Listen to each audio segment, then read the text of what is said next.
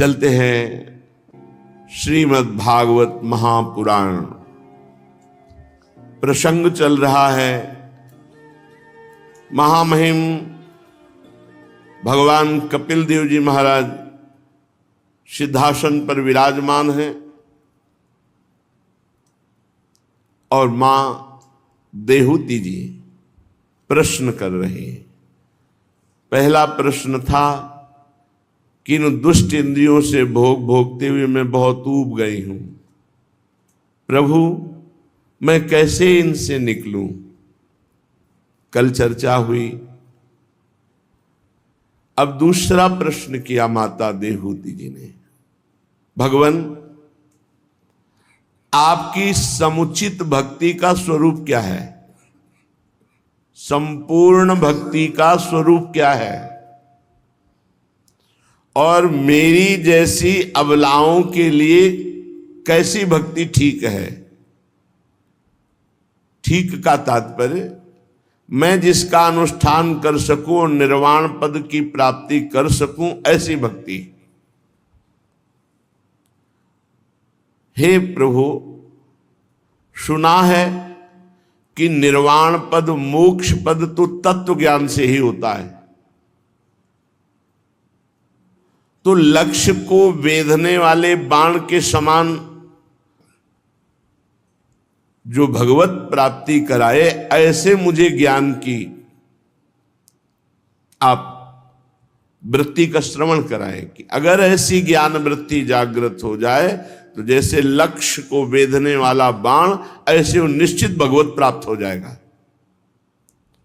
प्रभु, योग किसे कहते हैं? कितने अंग का योग होता है?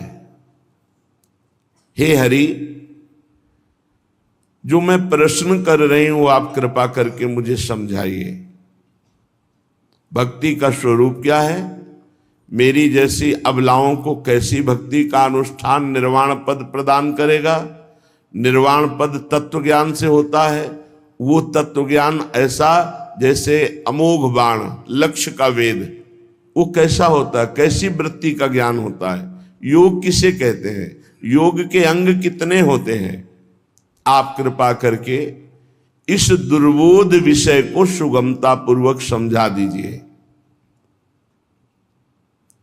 श्री मैत्रेय जी कहते हैं, विदुर जी जिनके शरीर से स्वयं भगवान प्रकट हुए थे,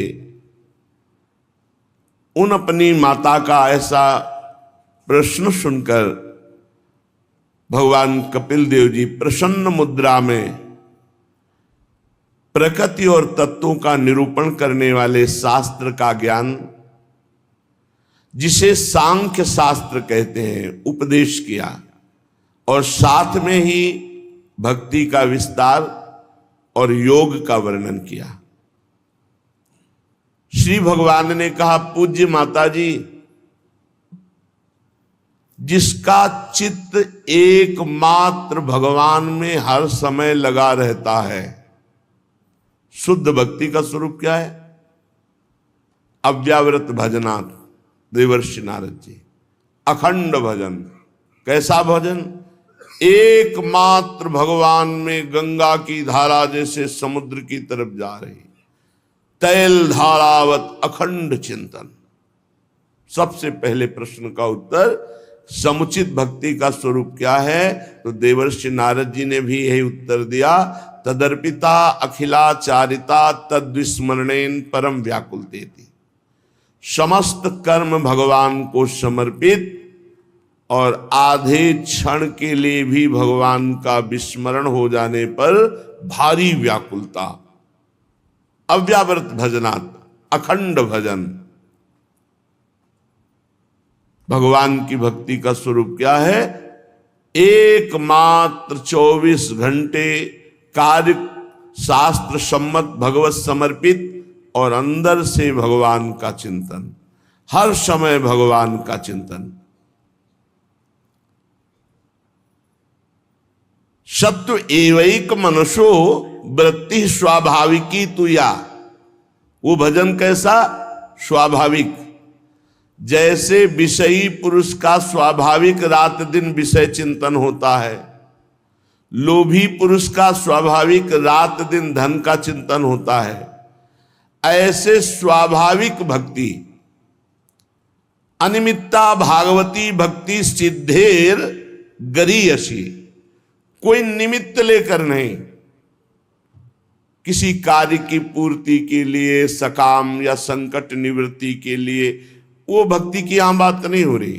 पूछा है कि आपकी वो भक्ति जो निर्वाण पद प्रदान करती है, भगवत प्राप्ति कराती है, अमोघ बाण की तरह निश्चित भगवत प्राप्ति हो जाती है, उसका स्वरूप बता रहे हैं। अखंड तैल धारावत निरंतर एकमात्र भगवान का स्वाभाविक भजन। काम ही नारी प्यारी जिमी लोभी जिम प्रीदाम, ये स्वाभाविक वृत्ति है। ऐसे स्वाभाविक वृत्ति हमारी प्रभु में लगी हो। और कह रहे अनिमित्ता, कोई निमित्त नहीं होना चाहिए। भजन क्यों कर रहे हैं, इसका उत्तर आप न दे पावे।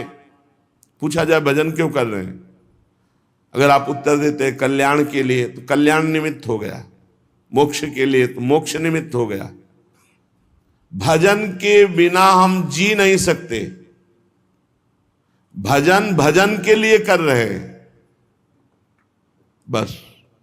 भजन क्यों कर रहे हैं, या तो उत्तर न दे पाओ और या तो बस इतना भजन के लिए। इसे कहते हैं अनिमित्त भजन। भजन न करें निमित्त लय, ध्रुवदास जी ने कहा। प्रेम प्राप्ति के लिए, भगवत प्राप्ति के लिए, मोक्ष पदवी के लिए अनिमित्ता भागवती भक्ति ही सिद्धेर गरीयसी। जो कर्मेंद्रियां हैं, इनसे जितने कर्म बने, अंदर से केवल लक्ष्य हो भगवान की प्रसन्नता के लिए। जब तक जीव भगवान का नहीं हो जाता, देहाभिमान समर्पित नहीं हो जाता, तब तक कर्मेंद्रियों से जितने कर्म होते हैं वो अपने देह सुख के लिए होते हैं। ज्ञानेंद्रियां जितना ज्ञान प्रदान करती हैं वो देह सुख वाला। हम ये देख लें सुखी हो जाएंगे, ये खा लें सुखी हो जाएंगे, ये सुन लें, ये सूंघ लें, ये भोग लें, स्पर्श सुख। यहां कह रहे हैं भगवत प्राप्ति के लिए ज्ञानेंद्रिय और कर्मेंद्रिय से वेद विहित शास्त्र सम्मत जो कर्म हो वो भगवान के लिए हो, और हृदय से निरंतर भगवान का सुमिरन हो। बस यही भक्ति का स्वरूप है। तदर्पिता अखिलाचारिता तद स्मरणेन परम व्याकुल तेति। तो अनिमित्ता भागवती भक्ति सिद्धेर गरीयसी जरयत्यासु या कोशम निगीर्ण मनलो यथा। जैसे आग लगने पर सब भस्म हो जाता है, ऐसे ही उसके हृदय में प्रेमाग्नि प्रकट होती है और वो सब संचित कर्म, क्रियमाण कर्म सबको भस्म कर देती भक्ति। और प्रारब्ध को भी अगर ना भस्म करती तो प्रारब्ध में भगवत प्राप्ति थोड़ी लिखा है। इसमें कोई प्रयास नहीं करना पड़ता। जैसे भोजन हम पाते हैं लेकिन पचा देता है जठरानल, हम थोड़ी पचाते हैं, जठरानल पचाता है। ऐसे ही हम जब भजन करते हैं बिना निमित्त के, भजन के लिए भजन, तो वो भजन प्रेमाग्नि प्रकट करता है और सारे के सारे संचित कर्म भस्म कर देता है, क्रियमाण नवीन कर्म भस्म कर देता है, पूर्व अशुभ प्रारब्धों को मिटाकर भगवत प्राप्ति करा देता है। जो मेरी चरण सेवा में प्रीति रखते हैं, भगवान की चरण सेवा, भगवान की चरण सेवा को केवल एक जगह सीमित न किया जाए कि मंदिर में ही केवल भगवान है। भगवान सबके हृदय में विराजमान है। हमें जिसकी भी सेवा मिले, माता पिता वयो वृद्ध पशु पक्षी समाज की, सब में भगवान की भाव। जब हम मंदिर में भगवान की भावना कर सकते हैं तो ये सचल मूर्ति, ये सचल सिंहासन भगवान के हैं, सबके हृदय में भगवान विराजमान है। गोस्वामी जी कह रहे सबके हृदय अछत अविकारी, निर्विकार अविनाशी परमात्मा सबके हृदय में विराजमान है। तो सबको भगवान का मंदिर मानकर इनके हृदय में भगवान विराजमान है। हम वाणी के द्वारा, मन के द्वारा, शरीर के द्वारा जितना बन सके हम सेवा करें, सुख पहुंचावें। भगवान की भावना से की हुई पशु पक्षी की सेवा भी भगवान की प्राप्ति करा देती है। भगवान की भावना ना हो तो मंदिर में भी जाकर कोई विशेष लाभ आपको नहीं मिल पाएगा, क्योंकि भावना ही आपको फल देती है। इसमें भावना है। नाम जप में भाव को भाव न खालस हो, लेकिन सेवा में भावना प्रधान है। भाव का भूखा हूं मैं, और भाव ही एक सार है। भगवान वहां भाव की भूख कह रहे हैं। अगर भाव नहीं है तो मंदिर में गए, ऐसे आंख घुमाई लौट आए। भाव है तो सामने आपको कुत्ता दिखाई दे रहा है, शूकर दिखाई दे रहा है, और पशु पक्षी दिखाई, आप देखोगे सिंहासन तो इनके हृदय में भी है और भगवान विराजमान है। ये ऊपरी मंदिर शूकर का है, अंदर तो भगवान विराजमान है। ये भक्त की चिंतन वृत्ति ही भगवान के चरणों की सेवा भावना है। मेरे श्री चरणों में सेवा की भावना रखने वाले। केचिन मत पाद सेवा भिरता मदीहा, मेरी प्रसन्नता के लिए सबकी भावना। उत्तम भक्त का लक्षण क्या है? सो अनन्य गति जाके असुमति न टरे हनुमंत, मैं सेवक सचराचर रूप स्वामी भगवंत। बहुत सिद्ध बात है। मैं सेवक हूं, चराचर जगत मेरे स्वामी का रूप है। ये सिद्ध भक्त की दृष्टि होती है, ये अनन्य भक्ति की दृष्टि होती है। जो संचित कर्म को भस्म करके, क्रियमाण को भस्म करके, प्रारब्ध को निष्प्रभावित करके भगवत प्राप्ति कराती है, उस भक्ति का स्वरूप है निरंतर भजन, सब कर्म भगवान को समर्पित और सब में भगवत भावना। ये बहुत जरूरी है, नहीं तो राग द्वेष हो जाएगा, भक्ति बिगड़ जाएगी। मेरी प्रसन्नता के लिए बड़भागी भक्त समस्त कार्य करते हैं। जो भी कार्य, उसका लक्ष्य क्या है? देखो, आप अंदर से देखो, जब आप कोई कर्म करेंगे तो उसमें अपने सुख की बात होगी। आज वहां चला जाए, वो देखेंगे, वो खाएंगे, वो सुनेंगे, वो सूंघेंगे, वो। और भक्त का क्या अंदर लक्ष्य बनता है?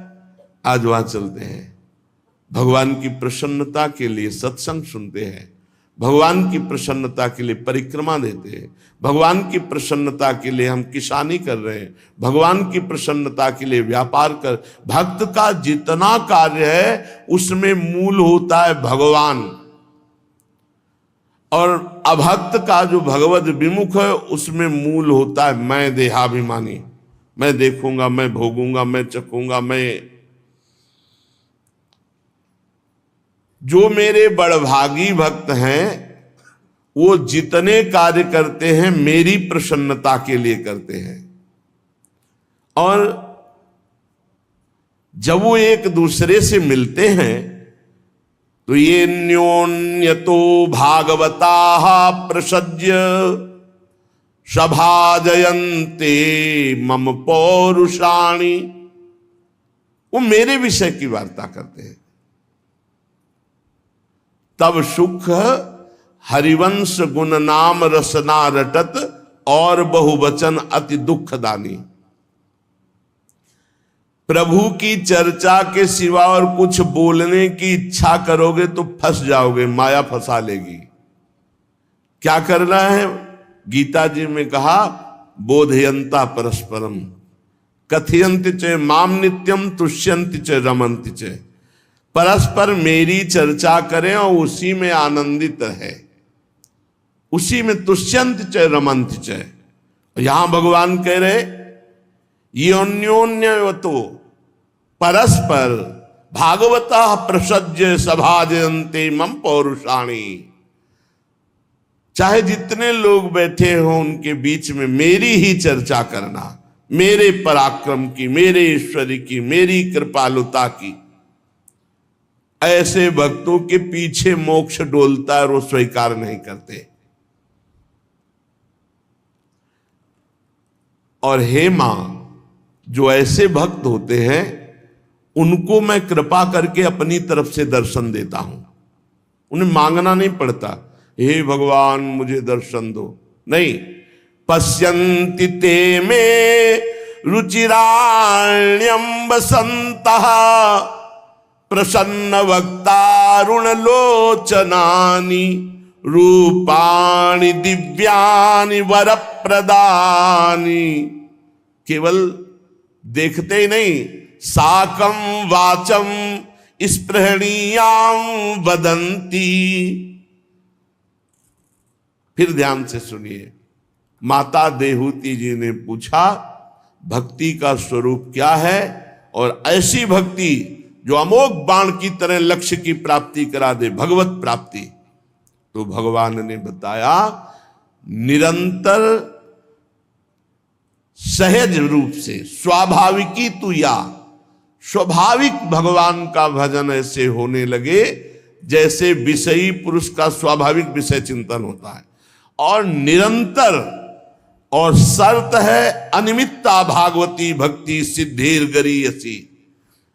कोई निमित्त ना हो, निरंतर भजन हो, सारे कर्म प्रभु को समर्पित हो, और सब में भगवत भावना करके शरीर से, वाणी से, मन से हम सुख पहुंचाने की चेष्टा करें। और जब परस्पर हम मिले तो भगवत चर्चा करें। तो इसका फल क्या होगा? कह रहे मां, ऐसे जो मेरे भक्तजन हैं वो मेरा स्वाभाविक साक्षात्कार, स्वाभाविक सहज में वो देखते हैं। अरुण नयन मनोहर मुखारविंद परम सुंदर रूपाणि दिव्यानि वर प्रदानी। मुझ वरदायक का अद्भुत रूप, अद्भुत सुंदरता, ये झांकी मैं अपनी तरफ से कराता हूं। देखो, किसी साधक ने प्रश्न किया था कि आपने नारद चरित्र में वर्णन किया, नारद जी से श्री भगवान कहते हैं कि अधकचरे योगी को मेरा दर्शन नहीं होता। तो योगी को नहीं होता, लेकिन भक्त को, भगवान को जो समर्पित है वो अपिचेत सुदुराचारो भजते माम अनन्य। यही सर्वश्रेष्ठ इसीलिए है कि इसमें बड़ी से बड़ी चूक हो जाए तो लक्ष्य में घाटा नहीं है। अन्य साधनों में चूक हो गई तो साधन नष्ट हो गया, लेकिन भगवत भक्ति में चूक हो जाए तो राहत न प्रभु चित चूक किए की, करत सुरत सहबार हिए की। प्रभु करुणा करके चूक की तरफ ध्यान ही नहीं देते। जन अवगुण प्रभु मान न काऊ, दीन बंधु अति मृदुल स्वभाव। हे, बहुत सुंदर भक्ति की बात कही, बहुत बार बार, इसीलिए कह रहे, इसे पकड़ लो। निरंतर भगवान का भजन, स्वाभाविकी भगवान का भजन, सारे कर्म भगवान की प्रसन्नता के लिए, सब में भगवत भाव। तो कह रहे ऐसे भक्त को स्वयं भगवत साक्षात्कार हो जाता है। पहले तो जहां ऐसी भक्ति प्रकट हुई तो जैसे जठरानल स्वयं पाए हुए भोजन को पचा देती है, ऐसे हमारे द्वारा संचित कर्म जो किए हुए जमा है, जो क्रियमान नवीन कर्म है, इनको भस्म कर देती, प्रारब्ध को मिटा करके भगवत प्राप्ति कराती। ऐसे उपासक को अरुण नयन, मनोहर मुखारविंद, परम सुंदरता के सागर, वरदायक प्रभु की झांकी होती है। और केवल झांकी नहीं होती, साकम वाचम स्पृहणीयाम वदंती, वो मेरे साथ प्रेम संभाषण करते हैं। देखो यहां समझना है, केवल भगवान ध्यान में आ गए ऐसी बात नहीं, सामने भगवान से बातचीत होती है। कौन सा कठिन साधन बताया भगवान ने यहां भगवत प्राप्ति का? निरंतर भजन करना, सारे कर्म भगवान को अर्पित कर देना, सब में भगवत भावना करना। तो उसका फल क्या आया कि वो भगवान के दर्शन पाता है। और दर्शन ही नहीं, साकम वाचम स्पृहणीयाम वदंती, वो भगवान के साथ बातचीत करता है। जो बड़े बड़े तपस्वियों के लिए दुर्लभ है, बड़े बड़े तपस्वी ललचाते रहते हैं, वो भक्त को भगवान अपनी तरफ से सुख प्रदान किया। मुनिमन ध्यान धरत नहीं पावत, करत विनोद संग बालक भट। वो भक्त भगवान के दर्शनी अंग प्रत्यंग, उदार हास विलास, मनोहर चितवन, सुमधुर वाणी और ऐसा रूप, ऐसी रूप माधुरी, अब उसका मन चित्त अहम सब इंद्रियां फंस गई भगवान के रूप में। अब ना चाहले पर भी उसे परम पद की प्राप्ति हो जाती है। भक्ति रनिच्छतो में गति मणिवीम प्रयुंक्ते, भगवान कह रहे हैं ये भक्ति का फल प्रकाशित हुआ कि ना चाहने पर भी उसे परम पद प्राप्त हो गया। मैं उससे बातचीत करता हूं, उसको दर्शन देता हूं, सारे मन इंद्रियां उसके मेरे में फंस जाते हैं और परम पद का अधिकारी हो जाता है। जो मेरी भक्ति करता है, ना चाहने पर समस्त लोकों के भोग, समस्त सिद्धियां, समस्त वैभव, वैकुंठ का भगवती ऐश्वर्य, इच्छा ना करने पर भी उसे सब प्राप्त हो जाता है। वैकुंठ का, लोक लोकांतर का, सिद्धियों, सब वैभव भक्त को प्राप्त हो जाता है। अष्ट सिद्धियां जो बड़ी दुर्लभ है मेरे पास ही रहती है, समस्त विभूतियां, ये सब मेरे भक्त को प्राप्त हो जाती है। पर वो इच्छा नहीं करता, इनकी प्रयोग नहीं करता इनको। हे माता जी, न करहि चिन्मत पराः शांत रूपे, नक्षन्ति नो में निमिषो लेढिहेति, ऐसा महम प्रिय आत्मा सुतस्य सखा गुरु सुहृदो दैवमिष्टम। जिन भक्तों ने एकमात्र अपना प्रिय मुझे बनाया, अपनी आत्मा मुझे माना, अपना पुत्र मित्र गुरु सुहृद इष्ट देव सब कुछ मुझे माना, उनको कौन सा भोग, कौन सा ऐश्वर्य, कौन सी सिद्धि ऐसी है, कौन सा लोक का वैभव ऐसा है जो उनके चरण न चूमे। मेरा काल चक्र जो किसी को नहीं बख्शता है, मेरे भक्तों का स्पर्श नहीं कर सकता। माता जी, जिन लोगों ने मुझे अपना प्रिय माना, आत्मा माना, पुत्र माना, मित्र गुरु सुहृद इष्ट देव सब कुछ मुझे माना, उनको कोई ऐसा वैभव लोक लोकांतर का, कोई ऐसी सिद्धि जो ना प्राप्त हो सके, ऐसा नहीं, सब प्राप्त हो जाएगा।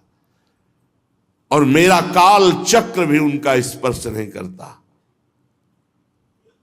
जो लोग इहलोक और परलोक दोनों से कोई मतलब नहीं, केवल अपने प्रभु से मतलब। सीधी बात समझो, केवल प्रभु से मतलब, न लोक से न परलोक से। ना इस शरीर से भी मतलब है। अब इसका भरण पोषण सारी चिंता भगवान को क्योंकि समर्पित कर दिया। जो अपने शरीर संबंधी रिश्ते नातेदार, धन, पशु, गृह आदि पदार्थ, अन्य अन्य सब संबंध केवल मेरे को स्वीकार किया, सब त्याग कर। भला मैं उनको कैसे त्याग सकता हूं? वो कैसे भी हो, उन्हें मैं मृत्यु रूप संसार सागर से पार करता हूं। विसृज्य सर्वानन्याश्च मामेवं विश्वतो मुखम भजन्त्यनन्यया भक्त्या तान मृत्युरति पारे। मैं पार करता हूं उनको मृत्यु सागर से जिन्होंने सब संबंध छोड़कर केवल मेरा भरोसा ले लिया, मेरा आश्रय ले लिया। माता जी, मैं साक्षात परब्रह्म परमात्मा भगवान हूं, ये कृपा करते जो अपना परिचय बता रहे हैं। नान्यत मद भगवतः प्रधान पुरुषेश्वरात् आत्मनः सर्वभूतानां भयं तीव्रम निवर्तते। मैं परमात्मा हूं, मैं भगवान हूं, मैं प्रकृति और पुरुष का भी स्वामी हूं, मैं सबकी आत्मा हूं। बिना मेरा आश्रय लिए कोई महामाया या मृत्यु के भय से छुटकारा नहीं पा सकता। श्रीमद् भागवत। बिना मेरी शरण में आए माया से और मृत्यु से छुटकारा नहीं पा सकता। मामेव ये प्रपद्यन्ते माया में ताम तरन्ति ते। श्रीमद् भगवत गीता। समझ लीजिए, भगवान कह रहे हैं बिना मेरी शरण हुए मेरी माया से मुक्त नहीं हो सकते, मृत्यु के भय से नहीं मुक्त हो सकते। मद भयाद्वाति वातोयम सूर्यस्तपति मद भयात् वर्षतीन्द्रो दहात्यग्निर मृत्युश्चरति मद भयात्।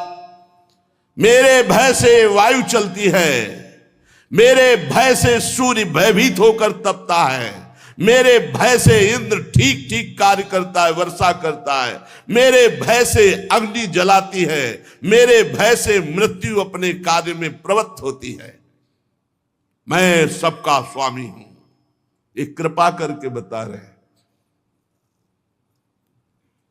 एतावानेव लोकेस्मिन् पुंसः निःश्रेयसोदयः तीव्रेण भक्ति योगेन मनोमय्यर्पितम स्थिरं ज्ञान वैराग्य युक्तेन भक्ति योगेन योगिनः क्षेमाय पाद मूलम में प्रविशन्त्य कुतो भयम। माता, जो भक्तजन शुद्ध वैराग्य ज्ञान भक्ति योग के द्वारा मेरे निर्भय चरण कमलों का आराधन करते हैं, उन्हें इस संसार से मैं मुक्त कर देता हूं। चित्त वृत्ति का निरंतर मेरे में लगना ही उत्तम भक्ति का लक्षण है। बस चित्त वृत्ति निरंतर भगवान में लगी रहे, यही सर्वोत्तम भक्ति का लक्षण है। अखंड स्मृति, एकमात्र भगवान की याद में हमारा सारा समय व्यतीत हो, कार्य करते करते। संतों ने कहा, कर से कर्म करो विधिनाना और मन रखो जहां कृपा निधाना। सावई मन कृष्ण पदारविंदयो। मन भगवान के चरणारविंद में और तन सेवा में लगा, इससे बढ़िया सिद्धावस्था और क्या है। माता जी ने एक प्रश्न और किया था कि प्रकृति और पुरुष का तत्व ज्ञान होना, वो आप वर्णन कीजिए कि ये प्रकृति क्या है, पुरुष क्या है, तत्व ज्ञान क्या है। तो श्री भगवान ने कहा, माता जी आपको अब प्रकृति और उसके तत्वों का अलग अलग वर्णन करता हूं, जिसको सुनने से, समझने से, जानने से प्रकृति के बंधन से मुक्त हो जाया जाता है। आत्मस्वरूप का साक्षात्कार करने के लिए, मोक्ष पदवी को प्राप्त करने के लिए ये ज्ञान जरूरी है। प्रकृति और पुरुष का ज्ञान, तत्व ज्ञान जरूरी है। देखो, अभी एक स्वतंत्र बताया भक्ति योग, अब ये दूसरा बता रहे सांख्य योग, तत्व ज्ञान। सुनना चाहिए पर पकड़ना चाहिए अपने ही लक्ष्य को। सुनना तो भगवान की विविध लीलाएं, विविध सिद्धांत हैं, सुनने से हृदय पवित्र होता है, अपने इष्ट में अनन्य भाव आता है। जो इन्हें जानेगा वो गुणों से मुक्त हो जाएगा, प्रकृति के बंधन से मुक्त हो जाएगा। सबसे बड़ा बंधन क्या है? अहंकार सबसे बड़ा बंधन है। ये हृदय में रहता है, अंतःकरण चतुष्टय में ये रहता है, मन बुद्धि चित्त अहंकार। पंडित जन ऐसा कहते हैं, ज्ञानी जन, कि यही अहंकार हृदय और चैतन्य घन जो हमारा स्वरूप है उसमें भ्रम पैदा करके बंधन डाल दिया। मैं पुरुष, मैं स्त्री, मैं कर्ता, मैं भोक्ता। उस ज्ञान को मैं वर्णन करूंगा जो इस अहंकार की ग्रंथि का भेदन करता है। यह सारा जगत व्याप्त है परमात्मा से, व्याप्त। जैसे बर्फ है तो चारों तरफ से जल से व्याप्त है, उसमें जल ही जल है और कुछ नहीं है। तो ये संसार क्या है? बोले परमात्मा से व्याप्त है। जैसे बर्फ जल से व्याप्त है, मतलब जल ही जल है, ऐसे सर्वम खलमिदम ब्रह्म सिय राम मैं सब जग मानी नहीं करे, जानी करऊं प्रणाम जोरी जुग पानी। सब भगवान सिया राम विराजमान, पूरा जगत भगवान। बैठा लो दिमाग में, ना यहां कोई अच्छा है, ना बुरा है, ना गुण है, ना दोष, भगवान ही। जैसे बर्फ में केवल जल ही जल ओतप्रोत है, ये सारा जगत परमात्मा से व्याप्त है। वही परमात्मा तुम्हारी आत्मा बना बैठा है। बहुत सुंदर। बस यही बात जान करके जो सिद्ध जन है अपने स्वरूप में स्थित रहते हैं। अनादि ये जो आत्मा है इसका कभी प्रादुर्भाव नहीं हुआ कि इसकी बना ब्रह्मा ने बनाया इसे, नहीं। ब्रह्मा का भी आत्मा हमारी आत्मा है, जो ब्रह्मा की आत्मा है वही हमारी आत्मा है, इसलिए अनादि है।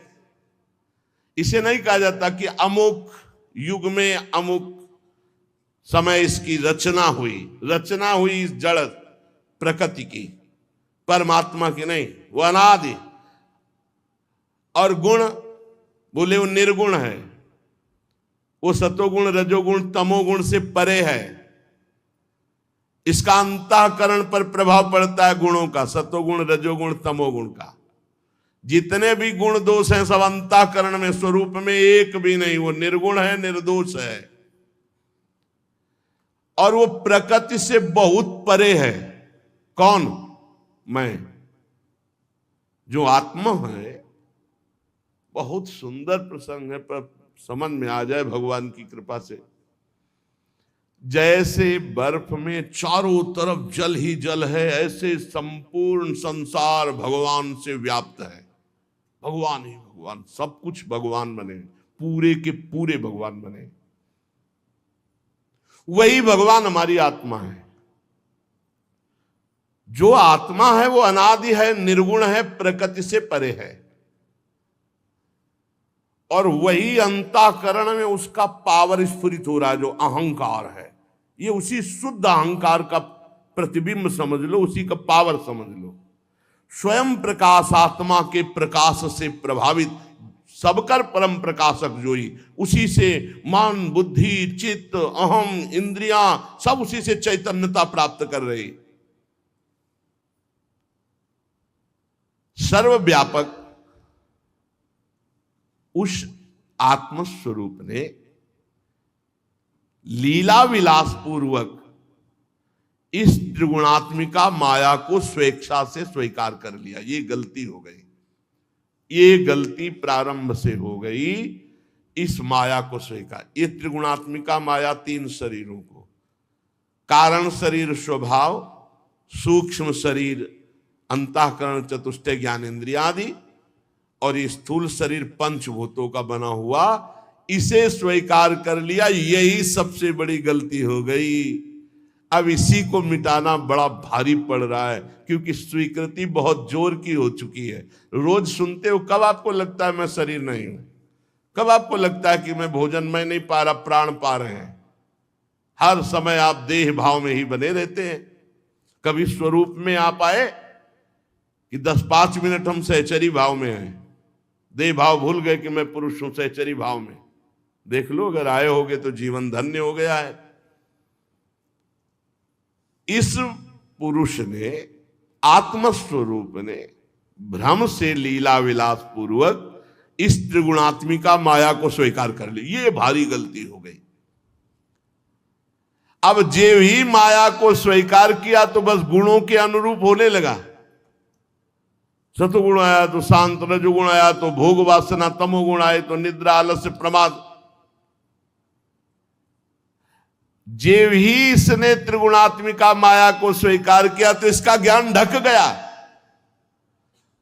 और आवरण शक्ति से मोहित होकर ये स्वरूप को भूल करके देह को मैं मानकर गुणों को स्वीकार करके विचरण करने लगा। इस प्रकार अपने से भिन्न प्रकृति को अपना स्वरूप मान लिया। ये प्रकृति है शरीर, ये अंतःकरण सूक्ष्म शरीर प्रकृति है, ये स्वभाव प्रकृति है कारण शरीर, और आप परमात्मा स्वरूप हैं।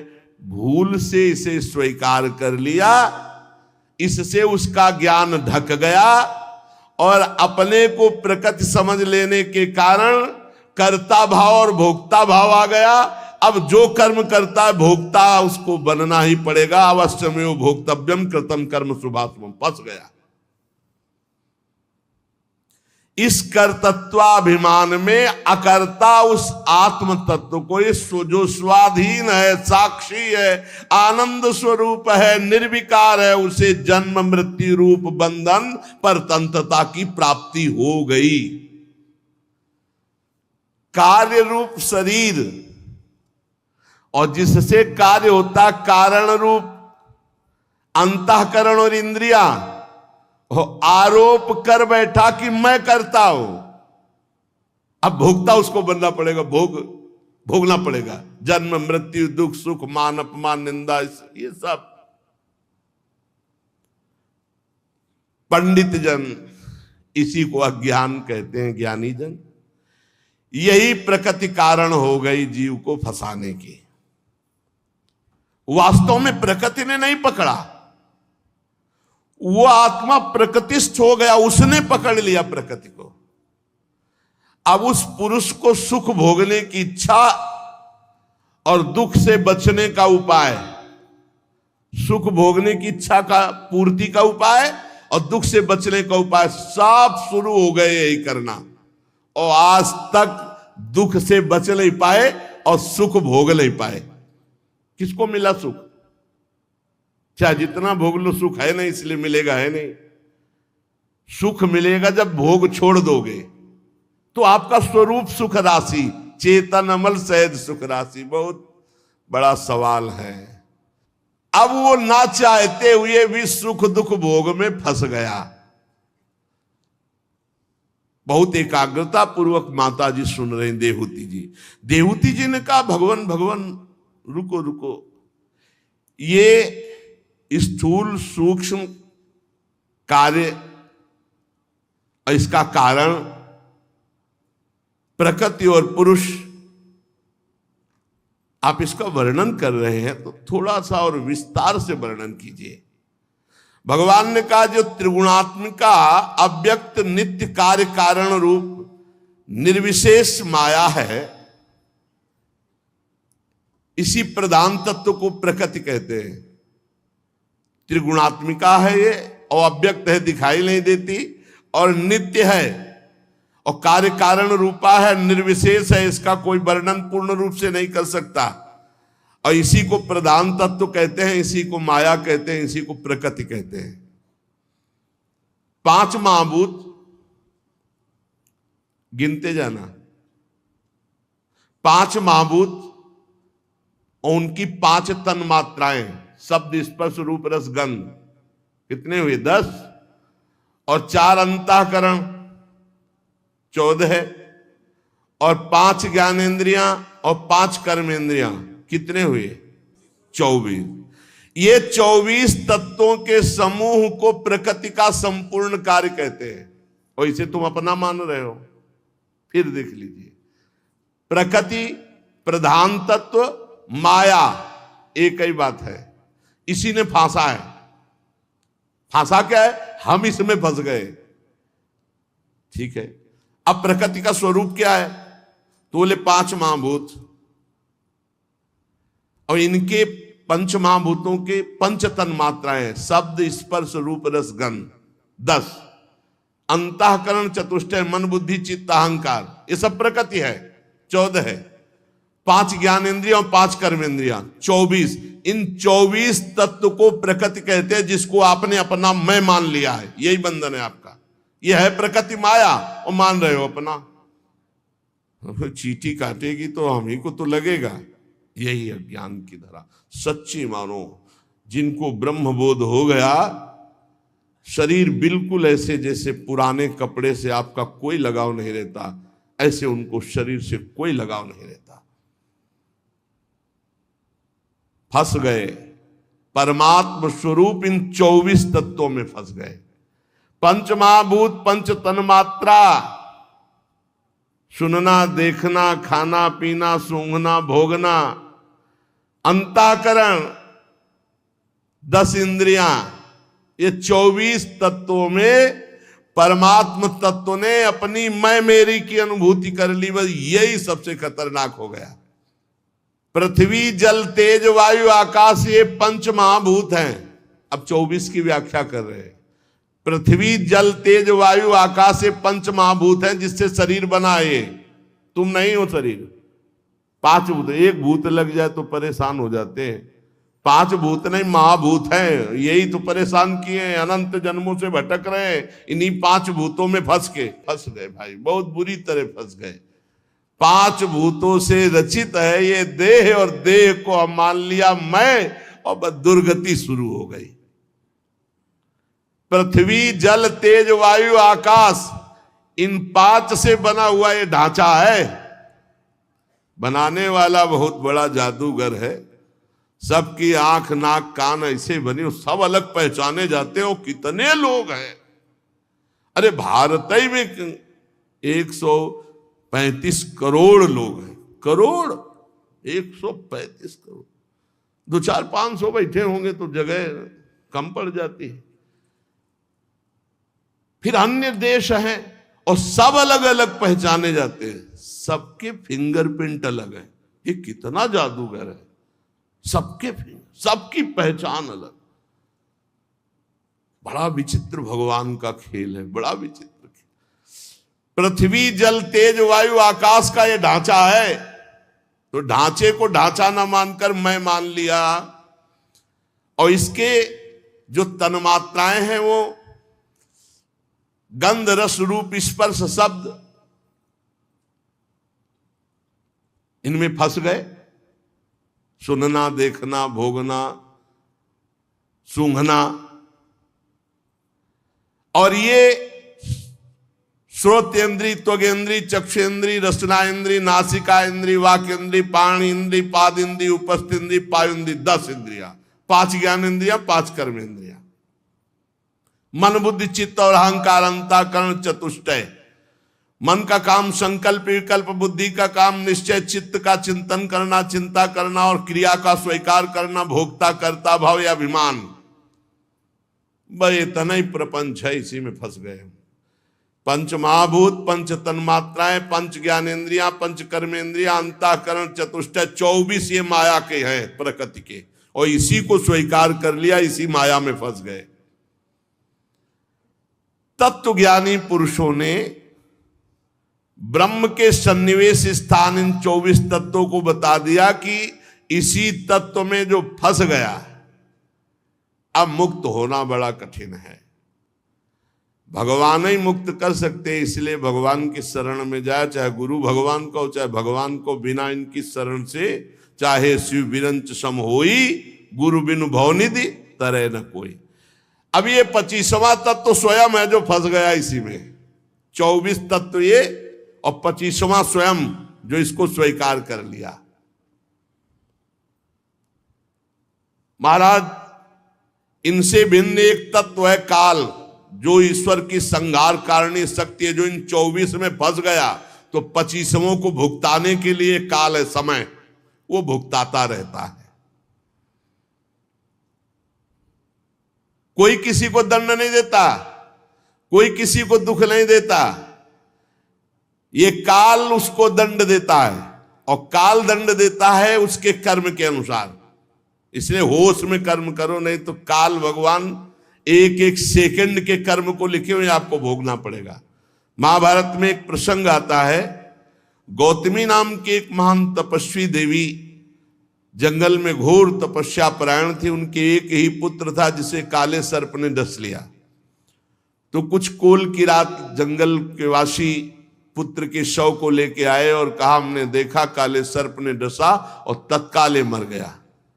वो महान तपस्वी थी, उनको बड़ा क्रोध आया। उन्होंने कहा आज मैं इस सर्प को भस्म कर दूंगी, और मंत्र से आकर्षण किया तो सर्प सामने। तो उनका तुमने हमारे पुत्र को डसा, मैं तुम्हारा सर्वनाश कर दूंगी, अभी भस्म करती हूं। तो उनका मां रुक जाओ, मेरा बिल्कुल दोष नहीं है, सर्प ने कहा। तो उनका क्यों, काटा तो तुमने है। बोले मृत्यु मेरे सिर पर बैठ करके कटवा दिया, दोष मृत्यु का है, मेरा नहीं। मृत्यु का आवाहन किया, वो देवी थी, मृत्यु आ गई। मृत्यु से कहा आज मैं तुम्हें अंत कर दूंगी, तुम सबका अंत करते हो, हमारे बेटे को क्यों मारा। उन्होंने कहा माता जी क्षमा कीजिए, मेरा बिल्कुल दोष नहीं है, मैं काल के अधीन था, काल ने मुझे प्रेरित करके। यमराज के पास काल दंड है। काल का स्मरण किया, काल उपस्थित। काल ने कहा बिल्कुल नाराज मत होना, तुम्हारे बालक के कर्म से प्रेरित होकर मैं काल, काल से प्रेरित होकर मृत्यु, मृत्यु से प्रेरित होकर के सर्प तब डसा। प्रधान तुम्हारे बालक का कर्म है। तब वो शांत हो गए। भगवान व्यास देव जी ने लिखा। तो यहां कह रहे हैं सबसे भिन्न एक काल पुरुष है। काल समय, वो भिन्न भिन्न कर्मों का फल समय समय पर देता है। आपको पहुंचा देगा या वो स्वयं घटना आपके समीप करवा देगा। बुरी दशा आने के पहले बुद्धि फेरी जाती है। जिसका विधना दारुण दुख दीन, ताकि मत पहले हर लीन। ये काल ही हरण करता है। ये सबको दुख सुख भुगताता है। एक भी कर्म ऐसा नहीं है जो तुम्हें दंड ना दे या जिसका फल ना हो। जो ही आप कर्म किए उसी समय चित्रगुप्त ने उसकी चित्र सहित रचना मन में कर दी। समय आने पर उसका आपको ब्याज सहित दंड मिलेगा। जिससे माया के कार्य रूप देहाद में आत्मभाव का अभिमान अहंकार होता है, उस अकर्ता को कर्ता मानने से भय, शोक, चिंता, मृत्यु, दुख ये भोगना पड़ा।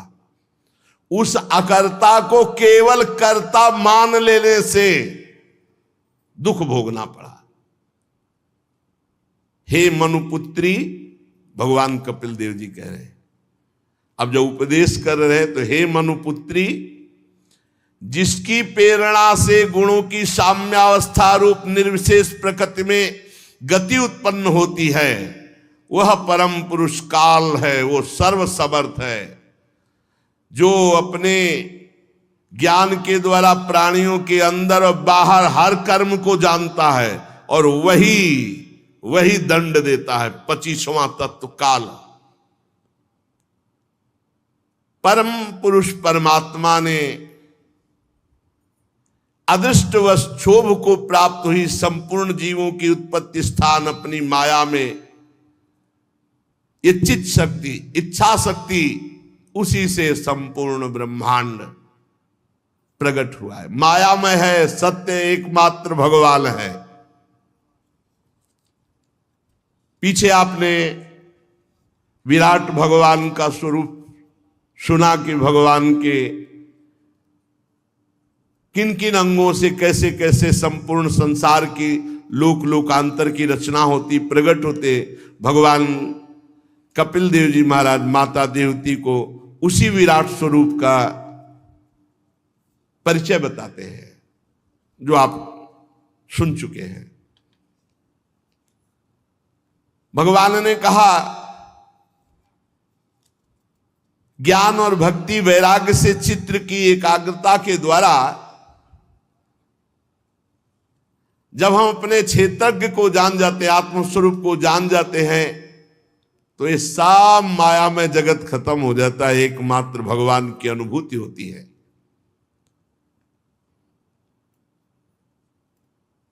आत्मा को कभी कष्ट नहीं होता, उसको कभी मृत्यु का भी दुख नहीं होता, पर होता क्यों है? फिर किसको होता है? जड़ शरीर को नहीं होता, और आत्मा को भी नहीं होता, जड़ शरीर को नहीं होता। जैसे यहां से चेतना शून्य कर दी जाए इंजेक्शन लगा के, तो इतना हाथ काट दिया जाए, हमें कोई कष्ट नहीं होगा, क्योंकि ये जड़ शरीर है। चैतन्य मैं हूं तो नैनम छिन्दन्ति शस्त्राणि नैनम धाति पावका। फिर कष्ट किसको होता है? स्वीकृति को। ध्यान देना, जिस तरह आकाश में स्थित सूर्य है, अगर जल शीतल है, गर्म है, कोई फर्क नहीं पड़ता सूर्य के ऊपर। देखना, ऐसे ही आत्मा के ऊपर कोई फर्क नहीं पड़ता। शरीर का मान हो रहा है कि अपमान हो रहा है, दुख है कि सुख है, कोई फर्क नहीं पड़ता, पर स्वीकृति से फर्क पड़ जाता है। जहां स्वीकृति की है कि ये मेरा, मैं, जैसे ये तो शरीर बहुत जोर की स्वीकृति है। अभी कोई बतावे आके कि अमुक जगह एक्सीडेंट हुआ, 5 लोग मर गए, कितना बढ़िया सत्संग हो रहा है, आप आके बात बोल दिए। नहीं बोले, इसलिए बोल रहे हैं कि उसमें आपके अमुक थे, अब खत्म सत्संग। अमुक थे, अब आपको दुख होने लगा, क्योंकि उसमें आपका संबंधी था। जब तक संबंधी नहीं कहा, तब तक आपको दुख नहीं हुआ, और जहां संबंधी वहां दुख हो गया। ऐसे इस शरीर से संबंध स्वीकार करने के कारण दुख सुख मान अपमान लाभ हानि जन्म मृत्यु ये द्वंद्व हो रहे हैं। स्वीकृति का सारा खेल है। जब ये अहंकार से मोहित होकर ये मानने लगता है कि मैं स्त्री हूं, मैं पुरुष हूं, मैं करता हूं, उसी समय दुख का पहाड़ टूट पड़ा। बड़ा खेल विचित्र है। इस अभिमान के कारण, देह की स्वीकृति के कारण इसको पाप लगता है, इसको पुण्य लगता है, और ये अपनी स्वाभाविक शांति खो बैठता है। फिर ये उत्तम मध्यम नीच योनियों में उत्पन्न होकर जन्म संसार चक्र में घूमता है। पर यह सत्य नहीं है माता जी, न जन्म न मृत्यु न संसार चक्र में घूमना। जैसे स्वप्न में हम नाना प्रकार के दृश्य देखते, जागने पर झूठा होता है, ऐसे शुद्ध ज्ञान हो जाए तो अभी सब झूठा है ऐसा अनुभव होने लगेगा। ना कोई सुख है, न मोह है, न अहम है, न मम है, न जन्म है, न मरण है, न इसकी सत्ता है, न इस प्रकृति की सत्ता है। एकमात्र परमात्मा ही है। पर यह बोध जब तक नहीं होगा, तब तक संसार चक्र की निवृत्ति नहीं हो सकती। इसलिए बुद्धिमान मनुष्य को चाहिए कि मनुष्य देह प्राप्त करके असत मार्ग का विषय चिंतन छोड़ दे और भक्ति योग के द्वारा भगवान का भजन करे। इसी से कल्याण हो जाएगा। ज्ञान के पंथ कृपान के धारा, परत खगेश लगे नहीं बारा। आप कहते जाओगे कि मैं शरीर नहीं हूं और भोग भोगते जाओगे। ऐसी प्रबल माया है। आप कहोगे मैं शरीर नहीं हूं, मैं आत्मा हूं, कहे ठीक है बोल लेते रहो। तो बहलिया आएगा, जाल बिछाएगा, दाना डालेगा, चुगला नहीं हो, वो चुग रहे हैं। ऐसी दशा है। इसीलिए करो सदा तिनके रखवारी, जिम बालक राखे महतारी। तो एकमात्र भगवान का भरोसा। ये निवृत्ति दे अभिमान की कैसे होती है? जो हमारा अभिमान बैठ गया है कि मैं स्त्री हूं, मैं पुरुष हूं, मैं अंतःकरण में ममता, स्वभाव में ममता, ये कैसे हटेगा?